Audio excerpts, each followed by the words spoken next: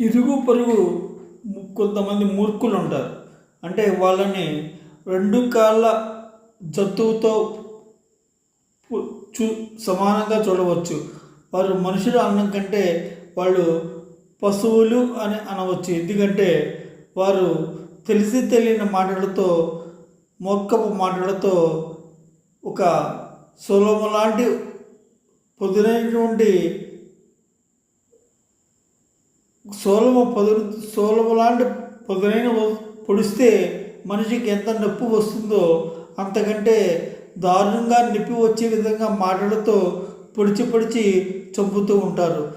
కాలికి ముళ్ళు గుచ్చుకుంటే ఎంతో బాధపడుతుంది. ఆ ముళ్ళు ఎక్కడ గుచ్చుకుంది అని చూసి తీసివేస్తాం. కానీ ఈ మొక్కులు లాంటి ఇరుగు పొరుగు వారు ఎప్పుడు ఇటు నుంచి పొడుస్తారో తెలియదు. ఆ మాటలు చాలా